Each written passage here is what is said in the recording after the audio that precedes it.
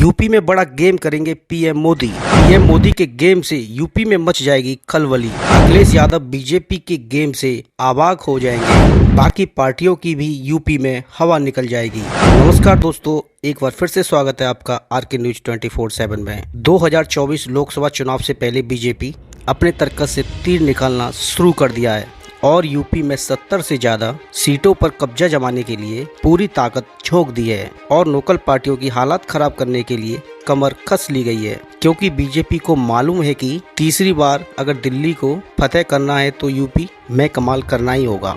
अब आपको समझाते हैं कि क्या कुछ प्लान बीजेपी का है। कहते हैं कि जिसने उत्तर प्रदेश में झंडा गाड़ा वही दिल्ली में झंडा गाड़ सकता है। मतलब ये कि यूपी की 80 लोकसभा सीट में से अगर किसी ने 60 सीटों पर कब्जा जमा लिया तो उसे दिल्ली में बहुमत जुटाने में ज्यादा दिक्कत नहीं होगी। और इसे आप बीजेपी के 2024 के और 2019 के लोकसभा चुनाव के प्रदर्शन से अंदाजा लगा सकते हैं।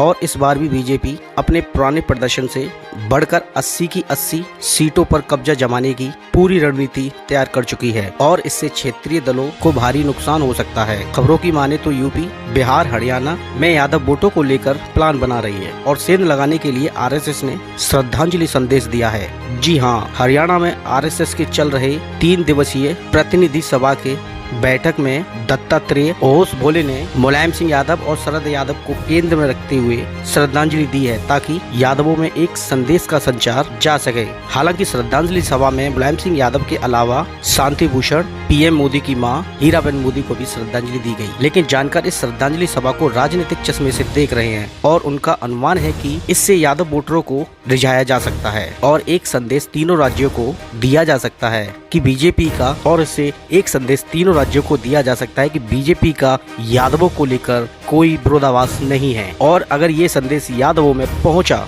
तो धमाल मचा सकता है और यूपी में अखिलेश का सफाया किया जा सकता है। इस श्रद्धांजलि सभा का आरएसएस और बीजेपी कैसे प्रयोग करते हैं ये देखना दिलचस्प होगा। लेकिन फिलहाल तो आरएसएस ने काम शुरू कर दिया है। जानकारों की माने तो लोकसभा चुनाव 2024 भले ही अभी 1 साल बाद हो, आरएसएस के इस श्रद्धांजलि सभा का संदेश लोगों तक पहुंचाया जाने लगा है और लोग इसे अपने अपने स्तर से समझने लगे हैं। जानकार कह रहे हैं कि आरएसएस के श्रद्धांजलि संदेशों में आगे के राजनीतिक रणनीतियों के संदेश हैं। बीजेपी पिछले 5 सालों से यादवों के वोट बैंक पर कब्जा जमाने की कोशिश कर रही है। इसके लिए बीजेपी ने आजमगढ़ लोकसभा उपचुनाव में भोजपुरी अभिनेता दिनेश लाल यादव को उम्मीदवार बनाया और फिर निरहुआ को लोकसभा पहुंचाया। और बीजेपी ने यह संदेश दिया कि यादवों से बीजेपी को बैर नहीं है। लेकिन अभी भी यूपी के यादवों पर बीजेपी की पकड़ जमीनी तौर पर नहीं है। और अगर अभी की बात की जाए तो अखिलेश यादव का जादू यादवों के सिर चढ़कर बोल रहा है।